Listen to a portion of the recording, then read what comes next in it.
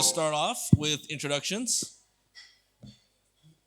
And actually, I haven't seen Maria in a very long time. So I'm going to start with you. We're going to go that way, and then we'll come back this way. So we'll do introductions, and then something that you can actually do a soundbite on whether AI is hype or real or something in between. So Maria, we'll start with you. Maria. Yes. Hello. Hello for everybody who doesn't know me. I'm Maria Spartalis. I'm based in Zurich, Switzerland. I'm partner of family office. I'm working over 25 years in various traditional private banks as well, crypto private banks with UHNV and HNV clients. And some of them are very much involved recently in AI startups and in AI industries. That's why I'm very happy to share my experience about this topic. Thank you. Go to Zishan. Hello everyone, my name is Zishan Malik. I'm the founder and CEO of a platform called the Master Collective, which is an AI-powered agentic platform for investment. We connect investors with founders. Born and raised in the UK, been working with Sir Anthony and the wonderful GFOIS team for a while now. Hello over there. Very happy to be here. Thank you, Keith, and I'll pass it on. Hello everyone, my name is Ismail. I'm co-founder and CEO of Sporting 360. We are a VR sporting platform based in Manchester, UK. Thank you very much. And George? Good afternoon, everyone. Again, my name is George Fernandez. I'm CEO and founder of iBlades. Does anybody remember what iBlades does? Cybersecurity. Cybersecurity.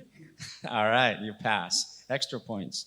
I've been in Silicon Valley for many, many years, and AI kind of reminds me of the early days of the internet. I would travel around the world and tell people, there's this thing coming, and they look at me like, what planet did I come from? And so it's kind of has the same feeling, although it's a little less dramatic, because now people know something is coming, and now it's just a question, it's real or not. So I'm delighted to be here. Hi everyone, nice to meet the one I haven't met yet. I'm Leila. Before I sold my companies, I was working mostly on secondaries between Europe and the US. And I was also betting on the future, the way everyone here does, but in a different manner. I was putting pricing on the value of the company and trying to go from the abnormality we see in the valuation to try to see if there is someone who buys and someone who sells and just put a market signal there. So I'm very interested on this panel into beyond the hype, trying to read if the cash burn is going towards the moat everyone is searching for or toward the grave, basically. So yeah, I look forward to the conversation. Hi, everybody. My name is Kelly Zhou, Dr. Kelly Zhou, and I am a native from Shanghai. So if you want to speak Chinese, talk to me later. And also, I was in London as a Londoner. I've been a New Yorker for a while. So the first time I came to Cannes, the Global Family Office Investment Summit, I started one company. After the series, now I own 3 companies. And with the people I met here, recently, since the last summit, which was just only in May, since May, I became also the community ambassador for Anthropic Claude in New York City. I'm also judge for NVIDIA. Previously, I was professor at Harvard, investment banker at Barclays in London, and also vice president at Pfizer. So if you have anything, talk with me. I pretty much can give you some answer. Thank you. Thanks. 你好. 侬好. That's Shanghai dialect. Thank you so much. Number 6 is not open, just in case. Yeah, ni hao ma. My name is Sasha. I'm the founder and CEO of GM Data Centers, and we operate a vertically integrated power infrastructure platform where we construct and operate our own data centers, and where we basically facilitate deals between investors and data centers in general, and power infrastructures. We look at AI from the perspective of providing the infrastructure of it, but also coming from a venture builder in Berlin, where we started our first AI companies like 7-8 years ago. We look at it from a perspective, how can this enable companies to grow faster and really operate with a higher margin? Hello, everybody. Good to see you again. Apparently, my name is Keith Koo. My name is Paul Feller. I'm the chairman and CEO of Icaro Media Group. We are a global technology media company with OTT distribution, super apps, connectivity through digital out-of-home media. And we are now expanding in AI to utilize AI and hyper connectivity between multiple screens, whether it's your mobile device, a digital out-of-home media screen, OTT streaming on television, and how we use that for hyper localization and personalization to the end user, whether that be in a city street, a nation, a country, across borders. But we look at how we take that data and re-engage that end user based on their personal use case of interest and benefits. Thanks, everyone, for the introductions. And just to start off again with a question, for the investors that are on the panel, I want to know whether why you picked an AI deal or why did you pass on an AI deal this year? And then for the operators, I want to hear what you think is actually real for AI or hype for AI.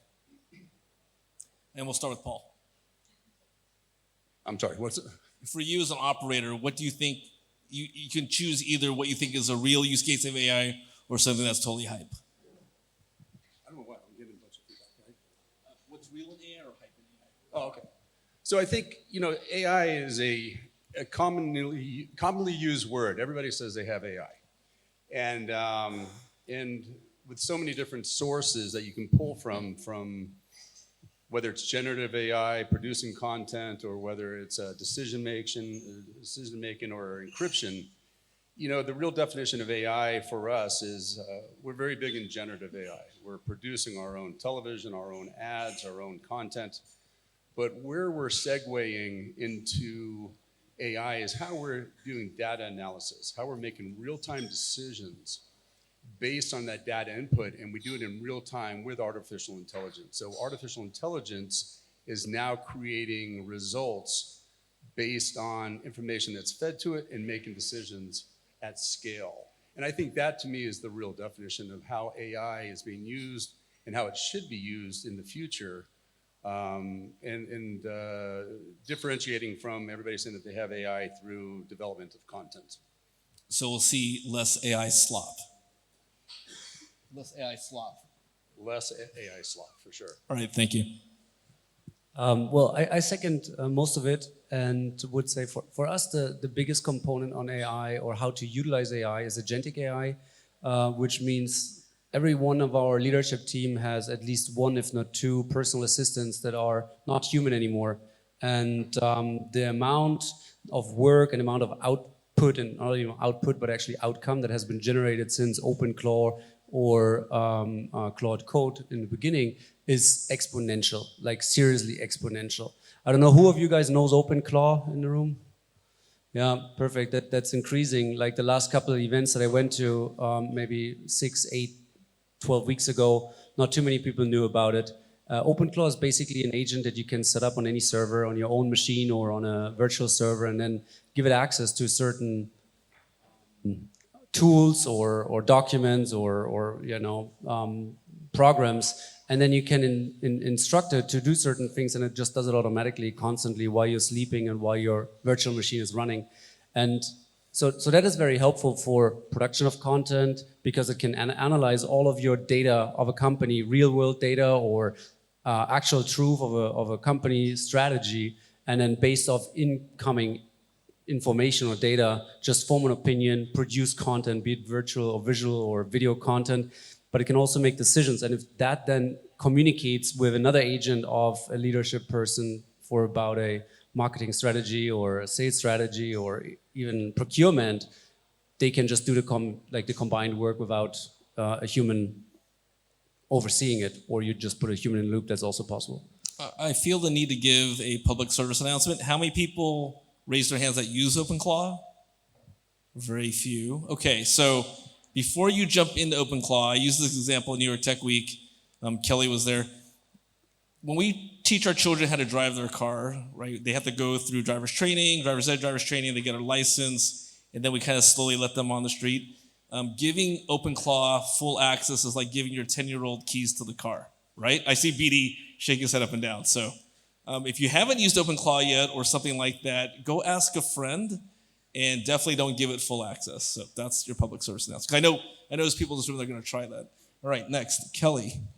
Yeah, thank you, Keith. First of all, I responded to Keith's LinkedIn post. I directly said AI is here to stay, even though the definition of AI has been evolving.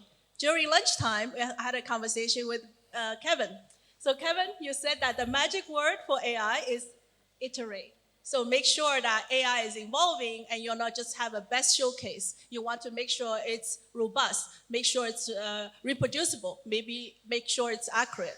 So I was mentioning about 3 companies thanks to the Global Family Office Investment Summit Series, 10th anniversary.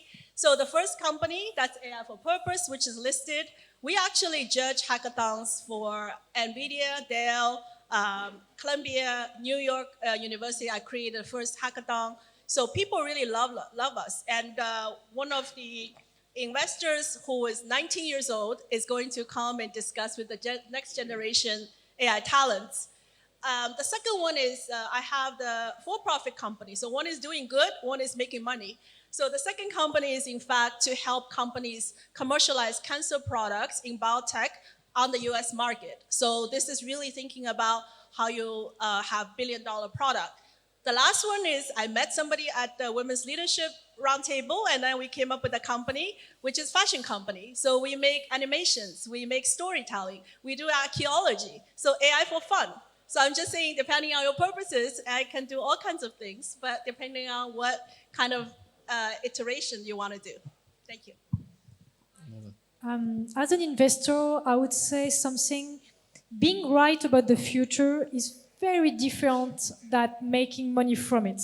And to me, that's really the key point. We all hear about like the future is going to be like that, the future is going to be like that. Yes. Making money out of that knowledge is not the same thing. And so to me, conviction, we have a rule full of conviction. You know, I know that everyone has that. The biggest difference is discipline. Entry price, liquidity perspective, structuration. This is what, for me, why it does matter even more than it did before with AI. And so I'm going to give you a little, examples to show that. People sometimes feel very scared about the cash burn when it comes to AI. Of course, it's very cash consuming. Maybe not as cash consuming reported to the GDP as certain industries did before, like the railway, it was very cash consuming as well. But I think what's very important here is not that much what kind of cash is being burned, but more what it is burned on and what are the underlayers that you can see. To give you a short example, the first question would be, who's funding the cash burn? Is it the company itself, or is it exterior money? It's not the same thing when NVIDIA and Amazon Web Services burn cash for their future AI than when it's OpenAI and Anthropic who are just using raised funds. It doesn't mean that one is better than the other. It just means it's not the same kind of investment that you're making. Then you have to look at when does the infrastructure start rotting. People were mentioning the optic fiber or the data centers, they last for long. GPUs, after 3 to 5 years, they are dead. So, you need to see if the company you're investing in has the capacity to sustain the GPU renewal over the decades and decades to come. It requires a lot of cash as well. And then the last thing is, are the incomes circular economy? So what's happening between OpenAI, Anthropic, and NVIDIA? Or is it, actual clients? And the big difference here would be a company like Meta Reality Lab, when they did the metaverse, they had no clients. Of course, they were funding themselves the research, but they had no clients, which made their cash burn lose 90 billion when Amazon Web Services, when they didn't make profit for more than a decade. Last year, they made 73 billion net revenue. So it's all about going a bit underground, the first layer that people see, being underground, the vibe, and just looking at the infrastructure. That's, to me, what's important in AI. Thank you. So from my perspective on the hype or real for AI, who remembers using Yahoo or Ask Jeeves? Okay. The reason that I bring that up is because it's both at the time, that was the best thing. Yahoo was the best thing in the internet.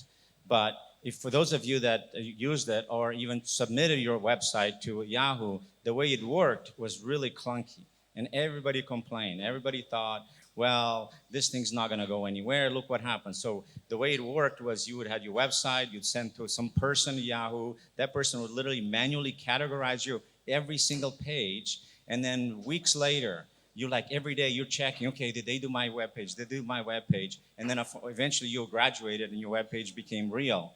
And out of the same scenario, Google comes along and completely takes that model into instantaneously having the web page available. So AI is going to go through the same process, has the same kind of hype in that we're going through the early stages. And to me, it's really, really exciting to kind of recreate what has happened before on the internet. Thanks, George. Well, among my clients, there are a lot of AI startups owners, and we are looking and focusing most of all of the founders of this project and of their team, of their personality, and also how long-term this project can work and how profitable they can be long-term. So this is our criteria of selection of some proper project, and the uniqueness of the project, because now AI can generate everything. And many projects or AI startups are really fake.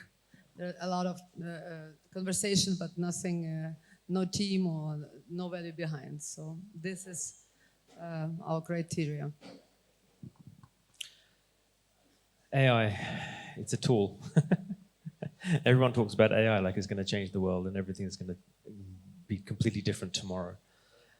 I'm 47 years old, so I've seen the world before the internet and the dot-com boom and all these things that happened. And I see similarities between that cycle and this cycle now. The question that I always ask from organizations that come to us and say, hey, look, we need funding, we're an AI organization. I'm like, fantastic, great. How sustainable are you? You mentioned that just now. If you're a B2C business, what's your churn rate? Are you holding on to your customers, or are you actually just a novelty? So within the last 6 months, we turned away a law firm. Why? Because they had a very polished system. It looked fantastic, but their churn rate was off the chart. It basically meant they weren't sustainable, but yet they had a really good platform.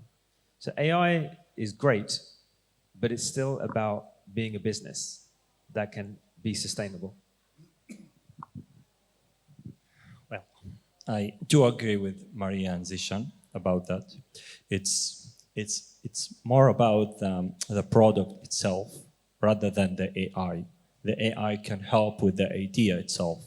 For example, what we are doing and creating is an experience which also include AI, but we're using a VR to give the fans the experience of being in the stadium. We're going to train AI to use it to enhance the experience to make it even better than being in the stadium. So the main thing that it's VR is immersive view, adding to that AI to make it better, not vice versa, not AI and that's it. It's not innovative enough to be only AI. This is in my opinion. Thanks. So as you can tell with the responses to this last question, very diverse group, operators, investors, also very different ways that they're implementing AI.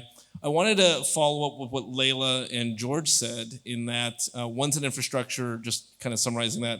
What's interesting, George, about what you said is that how many people here realize that once Google took over search, right, and they automate that, I saw or heard last week that 30% of Google search is now being returned on Google properties. And if you don't know what that means, it means that when you do a Google search, Google's intentionally giving 30% of the results on their own products and services. So if you're paying for AdSense or ads on Google, there's a high likelihood that you will be trumped or very closely aligned with their own stuff. And so there's a question about whether they'll be cannibalized. But I think that goes back to this next question I have, which is whether you're talking about the model, the application layer, the infrastructure, which is kind of where Leila and Sasha were talking about, where is the money actually going to come from? And if you don't know, it's fine. You can be honest about that. But if you have an idea of where you think money's actually going to be flowing, the revenue, I'd like to hear about it, because we hear about a lot of investment. We hear about $42 billion data centers in Riyadh and in West Texas, but where's the actual revenue and profit can be coming from? And I think I'm going to start with actually back to Layla. Well, so to try to, are you asking me to just describe people how is the money circulation? What your conviction is, and you know, Am I sorry? how you feel. What does your heart tell you? Ah, well, my heart telling me to be, how can I say that? Not to go head start for something, to just doubt myself, doubt my instincts, and doubt the trends. That's what I'm trying to do when I'm investing. So as I said, I invested a lot in secondaries, in big international tech companies. I did most of the big names, and now I'm trying to go a bit lower on the fame. But what I'm trying to do is, again, for the same kind of behavior in different companies, you can have, you know, an incredible moat, and you can have something that's going to put your company to the grave. So it's not always about how, you know, at scale it behave. I would say that we're going to see a lot of AI actors die in the next very short-term years. It's not about being a bubble or not. It's about the fact that the markets need to be cleaned by like a lot. So I'm not worried about investing in AI, being like, oh, we should stop, especially when the kind of AI you invest in is the infrastructure layer. I go a lot for the infrastructure layer. I don't do just that, but I go a lot there. But we just have to realize that it's going to be somehow, at least for the next few years, a market of giants. And, you know, of course, everyone wants to have their sovereign, well-homemade AI model, but at the end of the day, it's how much does it cost to make it run, and the bigger, you have the capacity to just buy GPUs, the better you will be. So at the end of the day, I think we are gonna see the world ask for more and more AI, and the company that will outperform the rest will be the one with the capacity to have at the same time the computing power, the GPUs, and just having the capacity to sustain that on the long run. So yeah, I would go for the infrastructure, and I would work on sustainability. Thanks, Layla. And sticking with infrastructure, we're going to go to Sasha. Thank you very much. Well, your question was, where do I see the money being made in AI, right? And I think the 3 layers that you just mentioned, on all of them, money is going to be made.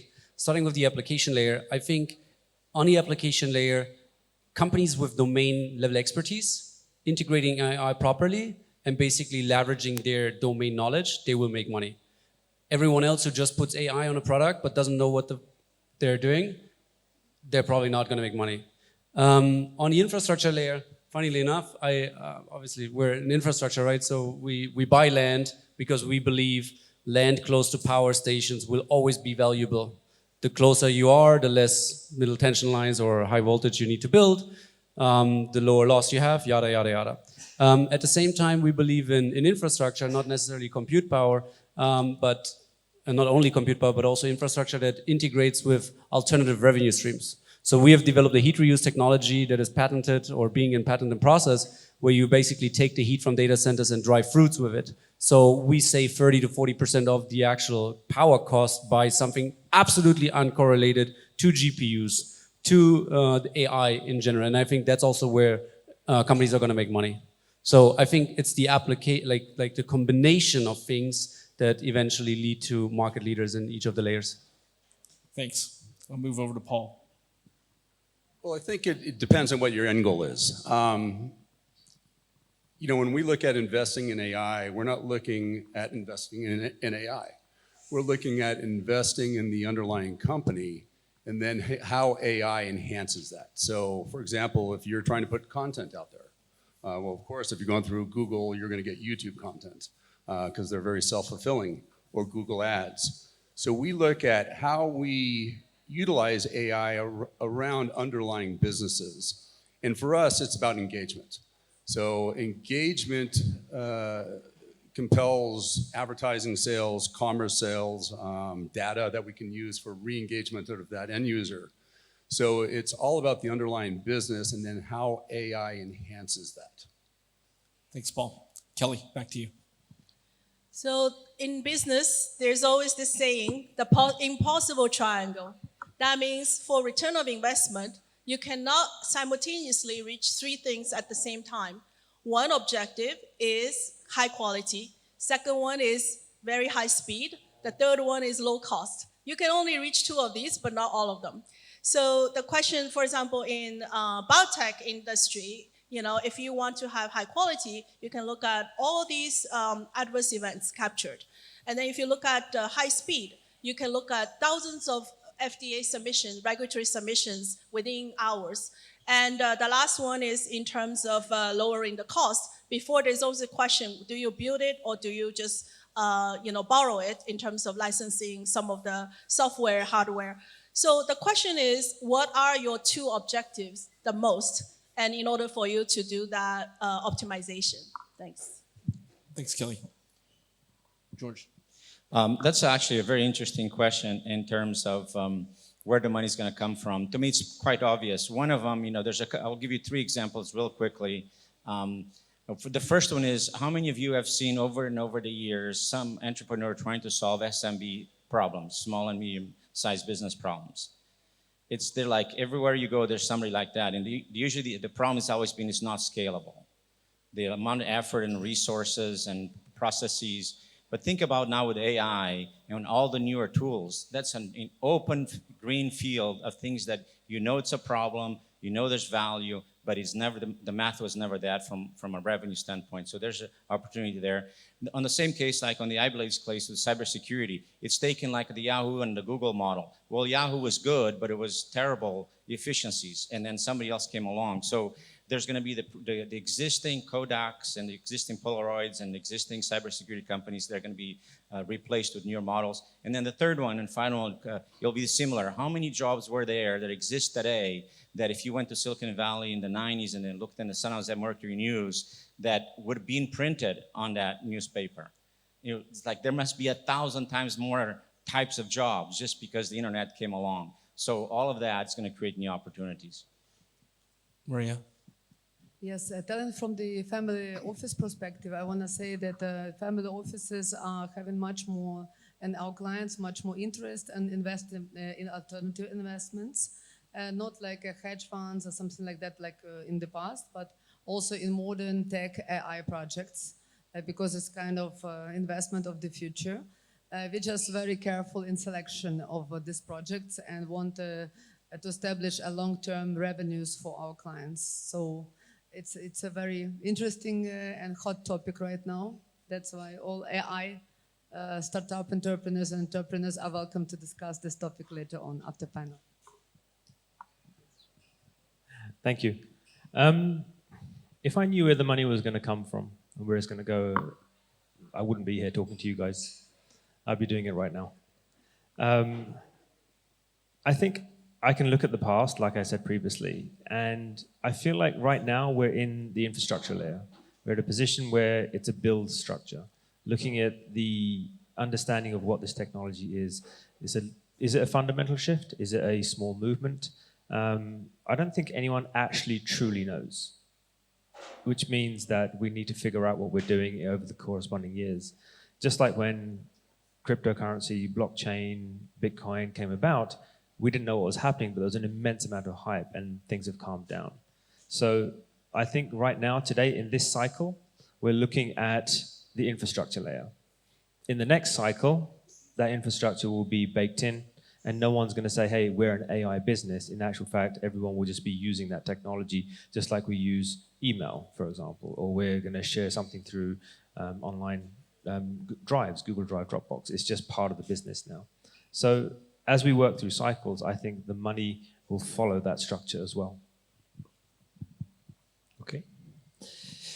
It's like a paradox relationship right now between how AI moved very fast, and on the other hand, how investors decided to stay in the fence and watch it and be even more careful, even though it's moving very fast, but they decide to be more careful in my point of view, which is kind of, as Zishan said, it's the following cycle is going to be more stable, and for them, for point of view, to kind of to invest in something that gonna stay for long and not be kind of any competition gonna appear suddenly and can take it down.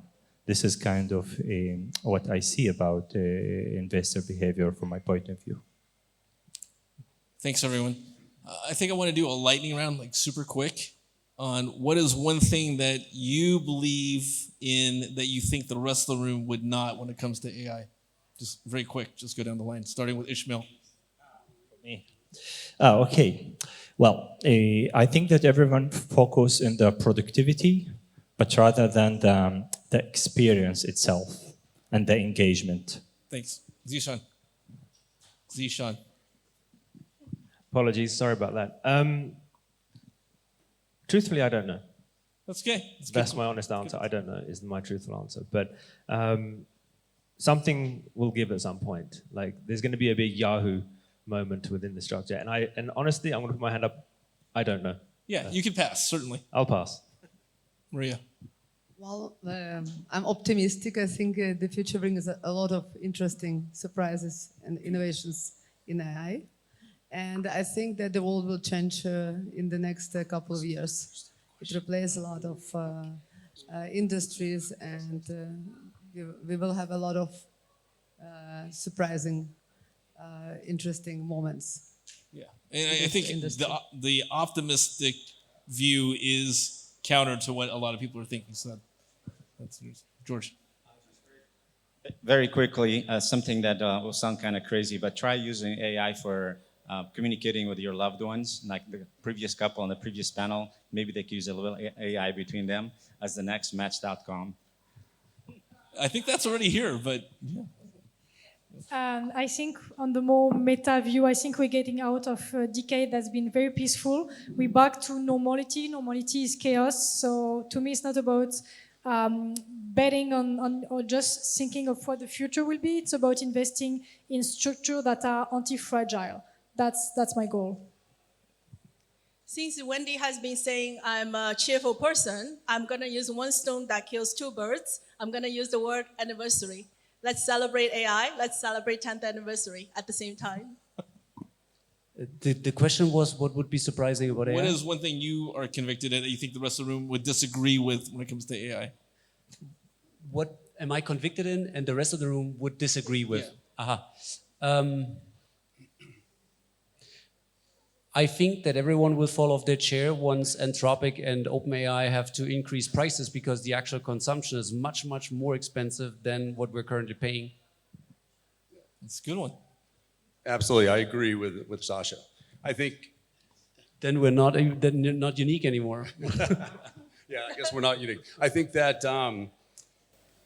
that the concern that we see and we look at is what happens when OpenAI or AI access to AI is no longer available or it's at an extreme cost. Everybody right now has access to AI. What happens when, like what Elon Musk did when he came and bought Twitter and he turned off all the data feeds that people were using for free to train that AI, and now you have to pay enormous fees to get that data. Well, a lot of discussion around AI is that's going to happen with AI. And then which companies will still have AI when that is done. So we look at right now, because we actually have our own internal codex, our own AI learning machines, is what happens when that change does take place. And we truly believe it does. So today we work with outside AI companies, but we also keep our internal feeds when we believe that it's going to turn that switch at some time. Yeah, and I do want to thank the panel because I didn't plan it, but that's exactly where I was landing on, is that if you've not used AI yet, or if you're using AI right now, it is incredibly inexpensive. It's being totally subsidized. And so my personal fear is that at some point it's going to create classes of users because it is going to become out of reach for most. So if you haven't tried it yet, you should try it now before they shut it off. But thanks again to all my panel. I do want people to keep thinking about it over the next couple of days. And Carmelo, come on back up. Thank you very much. We're going to do a group photo. Thank you.